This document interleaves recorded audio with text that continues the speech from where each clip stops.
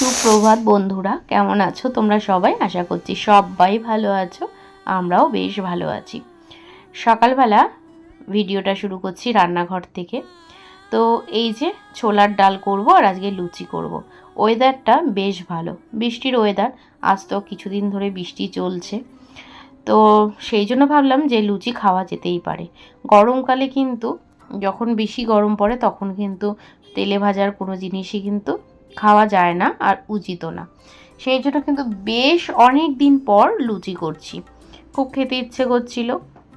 এখন তো তেমনভাবে কোনো ভাজা খাওয়া হয়ই না, আর বাইরের খাওয়ার তো অনেকটাই ছেড়ে দিয়েছি, খাওয়া ভালোও না শরীরের জন্য। তো ওই যে প্রেশার কুকারে বসিয়ে দিয়েছি ছোলার ডাল সেদ্ধ, আর এখানে একটু আলু দিচ্ছি। আর ছোলার ডালটা অনেকটাই কম রয়েছে ঘরে, আনানো হয়নি, আর হঠাৎ ইচ্ছে সেই জন্য। তো তেমনভাবে তো ছোলার ডালও করা হয় না, তো অনেকটাই মানে শেষ হয়ে গেছিলো, কিন্তু মনেই ছিল না। তো যতটুকু আছে অতটুকু দিয়েই করব, সেই জন্য কিন্তু বেশ খানিকটা আলু দিয়েছি, নয়তো ছোলার ডালে কিন্তু এত আলু আমি দিই না।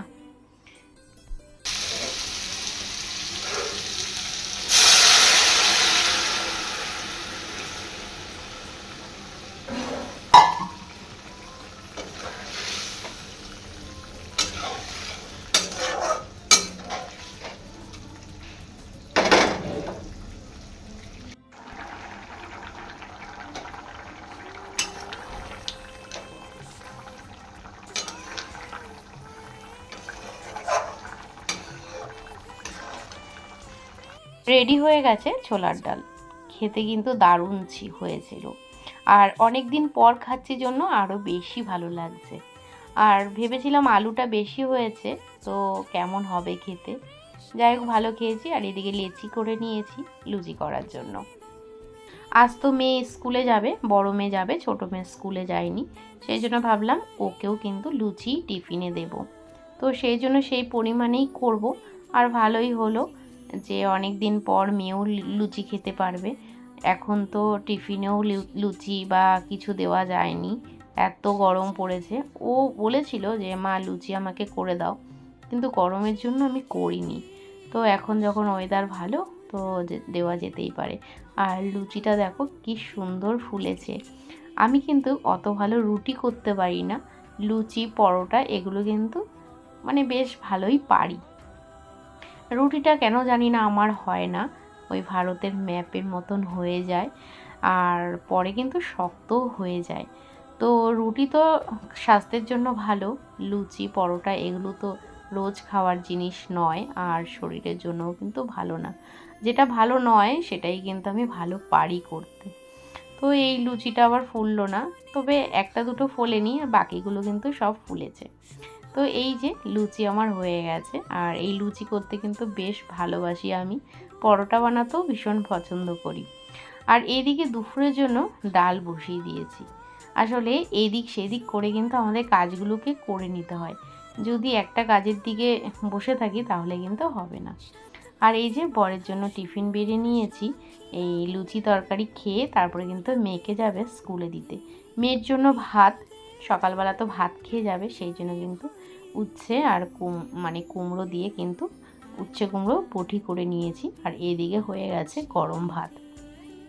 এইদিকে মেয়ের টিফিনও গুছিয়ে মেয়েকে স্কুলে পাঠিয়ে দিয়েছি, আর ভাতও তো ওকে খাইয়ে দিয়েছি। আর টিফিনে ওই যে বললাম লুচি দিয়েছি। তারপরে কিন্তু গ্যাসটা অফ করে ঘরের কাজ করতে চলে এসেছি। এদিকে ঘরটাও গুছিয়ে নিলাম, হালকাভাবে কিন্তু গোছানো ছিল বিছানাটা, আর হালকাভাবে ঘরটা ঝাড় দেওয়া হয়েছিল। যেহেতু ওরা বেরোচ্ছে, আমি কিন্তু ডিপ ক্লিন করতে পারিনি। আসলে কি বলো তো, ঘরের মধ্যে যদি ঘোরাঘুরি করে এতগুলো মানুষ, তাহলে কিন্তু সুন্দরভাবে ঘরটা গোছানো যায় না, আর ভালোভাবে কিন্তু ঝাড়ও দেওয়া যায় না। সেজন্য ওরা বেরোবে জন্য যতটুকু ক্লিন করার দরকার অতটুকু করে দিয়েছি, যাতে বাসি ঘরে না বেরোতে হয়। কিন্তু ওরা চলে যাওয়ার পরে আমি কিন্তু খুব সুন্দরভাবে কাজগুলোকে করে নিতে পারি। তো ছোটো মেয়ে বললাম স্কুলে যায়নি, ছোটো মেয়েকে কিন্তু পাশে পড়তে বসিয়েছি। আর বললাম যে পড়ে নে, তারপরে দেখবে যে ঘরের কি অবস্থা করেছে। আবারও কিন্তু আমাকে ওর পড়ার ঘরটা ক্লিন করে তারপরে আবার পড়তে বসাতে হবে। ওই যে বললাম সকালবেলা হালকা ফুলকাভাবে করেছি, আর মেয়ে চলে যাওয়ার পরে এখন অনেকটাই ফ্রি টাইম, সবারই যেহেতু খাওয়া দাওয়া হয়ে গেছে, এখন কিন্তু আমারও ব্রেকফাস্ট হয়ে গেছে, তো এখন কিন্তু ধীরে সুস্থে কাজগুলোকে গুছিয়ে নিতে পারবো। আর ঘরের মধ্যে যদি সবাই এরকমভাবে থাকে তাহলে কিন্তু আমি একদম শান্তিভাবে কাজ করতে পারি না। তো চলো পুরো ভিডিওটা দেখতে থাকো, আশা করি আজকের ভিডিওটাও ভালো লাগবে। লক্ষ্মীমন্ত বউ হতে পেরেছি কিনা জানি না, তবে সংসারটাকে কিন্তু লক্ষ্মীমন্ত করেই রেখেছি। দেখবে পরিষ্কার থাকলে কিন্তু মা লক্ষ্মীর বাস, কথাই আছে, আর অপরিষ্কারে কিন্তু নরক বাস। তো এই কথাটা কিন্তু আমার ঠাম্মা খুব বলতো, তখন হয়তো মানেটা অত ভালো করে বুঝতাম না, তবে সংসার করতে করতে কিন্তু বুঝে গেছি। আর খুব মনে পড়ে ঠাম্মা অনেক কথা বলতো, যে কথাগুলো মানেই জানতাম না, আর ভাবতাম যে কি বলছে এই কথাগুলো। তো এখন কিন্তু সব মানে বুঝি, আর সেই মানুষটাই হয়তো নেই যে সেই মানুষটার সাথে গল্প করব, বলবো যে ঠাম্মা তুমি যা বলতে সব কিন্তু সত্যি আর বাস্তব ছিল। তো মাও অনেক কিছু বলতো, তো তখন কিন্তু অতটা বেশি মানে কি মনে ধরতো না যে কথাগুলো যে কি বলছে। তো এখন কিন্তু সব কথাই কিন্তু একদম অক্ষরে অক্ষরে সত্যি, আর সেটাও কিন্তু আমিও কম বেশি মানি। তো এই যে ঘরটাকে ঝাড় দিয়ে নিচ্ছি। আর জানো তো ঘরে যে এত ধুলো কোথা থেকে আসে জানি না, রোজ কিন্তু দুবেলা তিনবেলা করে ঝাড় দেওয়া হয়, তবুও যেন মানে ধুলো কাটে না। আর আমাদের রাস্তার ধারে বাড়িও যদিও, কিন্তু বড় বড় গাড়ি কিন্তু যায় না, খুবই কম, মানে ছোট গাড়িগুলোই যায়। তো অত বেশিও গাড়ি চলে না যে এত ধুলো হবে। তো এই যে আর মেয়ে দেখো জল খাচ্ছে আর একদম ঝাঁটার সামনে চলে এসেছে। তো আমি ওকে বলছি তুই চলে যা, আমাকে ঝাঁটটা দিতে দে। তো ও যদি স্কুলে যেত তাহলে কিন্তু আর একটু সুবিধা হতো। বাচ্চারা দেখবে স্কুলে চলে গেলে কিন্তু মায়েদের একটা নিশ্চিন্তভাবে কাজ করা যায়, যে না স্কুলে গেছে, ওইদিকে পড়াশোনাটাও হচ্ছে আর এদিকে ঘরের কাজগুলো সুন্দরভাবে করে নেওয়া যাচ্ছে, আর সময়ের মধ্যে কিন্তু হয়েও যায়। কিন্তু বাচ্চারা যখন বাড়িতে থাকে তখন কিন্তু সময়ের মধ্যে কাজগুলো হয় না, একটু দেরি হয়ে যায়। আর আজকে কিন্তু শুক্রবার, আর ও স্কুলে যায়নি, কারণ হচ্ছে ও যখন বেরোবে তখন কিন্তু ওয়েদারটা খারাপ হয়ে গেছিলো, মানে বৃষ্টি হালকা পড়ছিল, তো সেই জন্য কিন্তু ওকে আর স্কুলে যেতে দিইনি। তো ভাবলাম যে একেবারে সোমবারেই যাবে এখন। তো এই আর কি, আর বৃষ্টির জন্য কিন্তু বেশ অনেক দিনই ওদের কামাই হয়ে গেছে, কিছু করার নেই। আর রাস্তাঘাটের পরিস্থিতিও না ভীষণ খারাপ জানো তো, এইদিকে আমাদের এখানে ড্রেনের জন্য রাস্তা কেটেছে, তো ভীষণ কাদা হয়ে যায় বৃষ্টি হলে, আর জলও জমে। তো সেই কারণে কিন্তু স্কুলে পাঠাতে পারিনি। একটা তো রিস্ক থেকেই যায়, যেহেতু স্কুটিতে যায়, স্লিপ কাটার ভয় থাকে, আর দ্বিতীয়ত হচ্ছে ওরা ভিজে গেলে ওদের জ্বর ঠান্ডা এগুলো লাগতে পারে, তো সেই কারণের জন্য স্কুলে পাঠায়নি।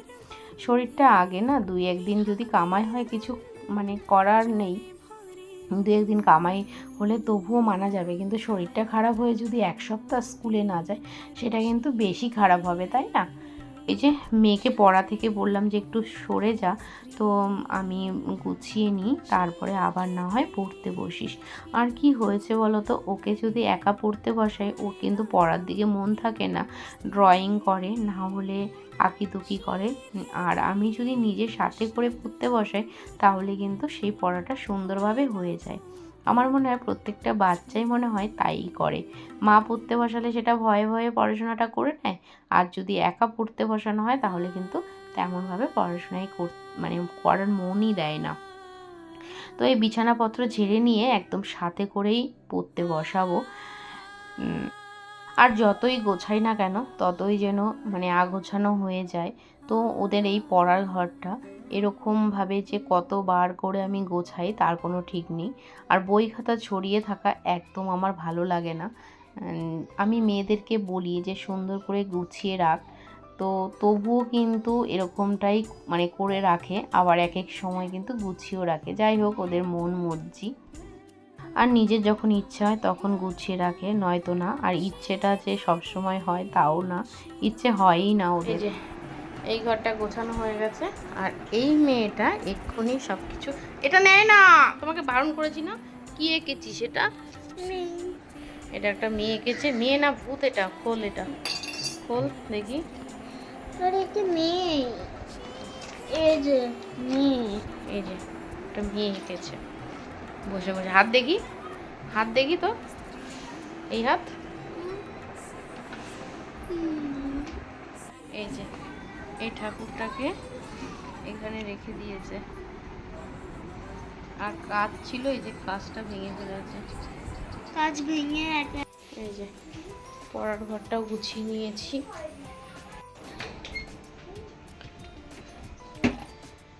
এই ঘরটাও গুছিয়ে নিয়েছি।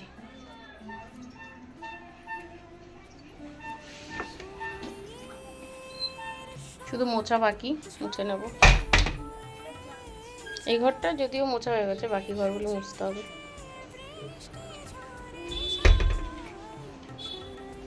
আর এ খালি এই ঘর ওই ঘর সেই ঘর করছে, একটা জায়গায় বসেও না।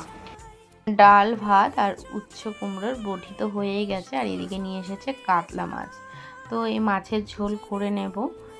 আর হচ্ছে শাক নিয়ে এসেছে, লাল শাক, তো সেটাই করব। তাহলেই কিন্তু আজকের মতো মানে দুপুরের মতো রান্নাবান্না শেষ। তারপরে দেখে নিতে হবে রাতে কি থাকে কি না থাকে, তারপরে সেই বুঝে আবার রাতে রান্না। এক এক সময় রান্না করতে হয়, এক এক সময় হয়তো তরকারি থেকেই যায়। আসলে সবাই তো মানে সব দিন সব রকমভাবে খায় না। এক এক দিন হয়তো আমার দেওর খায়ই না, সেদিনটা আবার তরকারি থেকেই যায়। তো রাতে হালকা কিছু করে নিলেই হয়ে যায়। আবার এক এক দিন কিন্তু সব শেষ হয়ে যায়, মানে জানি না যে কি হবে। তো প্রত্যেক দিনই এরকমভাবেই চলে আমাদের। তো এই যে মাছগুলো ভেজে নিচ্ছি, আর কাতলা মাছও আজকাল ফুটছে, কি বলবো, পুরো মানে তেল ছিটে ছিটে আমার হাতের অবস্থা খারাপ হয়ে গেছে। রান্না করতে গিয়ে যে কত মানে তেলের ছিটা সারা হাতে লেগে যায়, কি বলবো। এই মাছ ভাজতে গেলেই আমার এটা হয়। তো আগের মাছ এত ফুটতো না, এখন দেখি এই মাছও ফুটছে। তো যতই গ্যাসটা কমিয়ে দিই না কেন, তবুও কিন্তু মানে তেলটা ছিটে আসে। আগে তো রান্নাঘরে কোনো দিন ঢুকিইনি বিয়ের আগে, যে রান্না বান্না অত বেশি জানতাম না, করতাম না। কিন্তু এখন কিন্তু পুরো মানে রান্না শিখে গেছি। আসলে রান্নাটা না হাতে ধরে শেখানোর জিনিস না, নিজে নিজেই শেখা হয়ে যায়। নিজেকে ইচ্ছে থাকতে হবে, আর এখন ইচ্ছে না থাকলেও করতে হবে। কারণ আমি যে হাউস ওয়াইফ, রান্না তো আমাকে করতেই হবে। আর হাউস ওয়াইফদের যে শুধু রান্না করতে হয় এমনটা না, মেয়ে হলেই রান্না করতে হয়। সে তুমি সপ্তাহে একদিন করো বা দুদিন করো বা মাসে একদিন করো, রান্না করতেই হয়, এই আর কি। তো এই যে মাছ ভাজা হয়ে গেছে, আর মেয়েদের জন্য 2 পিস মাছ তুলে রাখবো। ওরা দুপুরবেলা মাছ ভাজা দিয়ে খাবে। আসলে কি বলো তো, ওরা না ঝোলের মাছের থেকে ভাজা মাছটা খেতে বেশি পছন্দ করে, সেই জন্য 2 পিসই রাখবো। আর কিছু কাঁচা মাছও তুলে রেখেছি ফ্রিজে, তো সেটা আবার পরের দিন সকালবেলা গরম ভাতের সাথে ওকে দিতে পারবো। আর রাতের জন্য যদি মাছ ভাজা রেখে দিই এখন, তাহলে কিন্তু শক্ত হয়ে যাবে আর খেতে ভালো লাগবে না। মাছ ভাজাটা দেখবে একটু গরম গরম হলে কিন্তু খেতে ভালো লাগে। তো এইদিকে তো মাছ ভাজা বসিয়ে আবার মেয়েকেও দেখতে আসছি, কারণ ওকে কিন্তু অঙ্ক করতে বসিয়েছি। যেহেতু আজকে স্কুলে যায়নি, সেজন্য বাড়িতে কি আর করবে। আর টিভি ফোন অত তো বাচ্চাদের দেওয়া ঠিক না। তবে কোনো জায়গায় যদি ঘুরতে যাই, সেখানে যদি অনেকটা বিরক্ত করে, তখন তো বিরক্ত আর কি, যাতে বিরক্ত না করে সেই জন্য হয়তো দিয়ে থাকি। কিন্তু তবুও তবুও সেখানকার লোকেরা বলে যে বাচ্চাদেরকে এত ফোন দিচ্ছ কেন। আসলে বাড়িতে কিন্তু একদমই ওদেরকে ফোন দেওয়া হয় না। আর কিন্তু একদমই কিন্তু টিভি দেখানো হয় না। খাওয়ার সময় টিভি দেখেই, আর সব বাচ্চারাই দেখে, ফোন না হলে টিভি না হলে খায় না। তো সেই কারণে কিন্তু টিভিটা দেখতে দেওয়া হয়। তাছাড়া কিন্তু একটু তো সময়ও পায় না, ওই শনিবার রবিবারটা একটু সময় থাকে, তখন কিন্তু একটু টিভি দেখে। তার মাঝখানেও কিন্তু পড়াশোনাও করতে বসাই। তো এই যে এখন পড়তে বসেছে। আর এটা তো বড়রা তো ভালোর জন্যই বলে যে ফোন দিতে না, ফোনটা একদমই বাচ্চাদের জন্য ঠিক নয়। আমরা তো কতটা বড় হয়ে তারপরে ফোন পেয়েছি। বড় মানে কি, আমি তো মানে ইউজ করছি স্মার্টফোন বিয়ের পরে। বিয়ের আগে তো আমি ফোন নিইনি, 2014-তে আমার বিয়ে হয়েছে। তার আগে তো কোনো স্মার্টফোন আমি নিইনি, কোনো ফোনই আমার কাছে ছিল না। তো বাড়িতে দুটো ফোন ছিল, মায়ের আর বাবার। তো সেখানেই যদি কোনো আত্মীয়স্বজন ফোন টোন করতো তখন কিন্তু ওই ফোন থেকেই কথা বলা হতো। তাছাড়া আমার কোনো ফোন লাগতো না, কারণ স্কুল জীবনেই তো বিয়ে হয়ে গেছে, কলেজের গণ্ডি পেরোনোর আগেই। তো এই আর কি।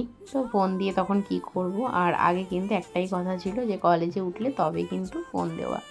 তো জানি না আমার মেয়েদের ক্ষেত্রে কতটা কি আমি করতে পারবো, আমারও সেটাই ইচ্ছে যে ওরা কলেজে উঠবে, বড় হবে, তারপরে ওদের হাতে স্মার্টফোন দেব। সেটা কতটা কি করতে পারবো জানি না, তবে স্কুল জীবনে ফোনটা না দেওয়াই ভালো, এই আর কি। আর আজকে না বেগুন আর আলু দিয়ে মাছের ঝোলটা করব। তো এই যে মাছের ঝোল করে নিচ্ছি। আর বেগুন দিয়ে শুধু করলেই হতো, তবে আমার মেয়ে আবার আলু ছাড়া খেতে পারে না, তো সেই জন্য কিন্তু আলু দিয়েই করছি। আর মাছের ঝোলটা খেতেও কিন্তু বেশ ভালো হয়েছে, যদিও দেখতে ঘ্যাট ঘ্যাট লাগছে, কিন্তু ভালো হয়েছে। কি করা যাবে বলো, লোক তো অনেকজন আছি, তো সেই জন্য কিন্তু একটুখানি বেশি করেই আলু আর একটু বেশি করেই বেগুন দিতে হচ্ছে, না হলে হবে না। আর এই যে মাছের ঝোল কিন্তু আমার প্রায় রেডি। মাছের ঝোলটা দেখতে যেমন হয়েছে, খেতেও কিন্তু বেশ সুন্দর হয়েছে। তো দুপুরের মতো তো রান্নাবান্না কমপ্লিট হয়ে গেল।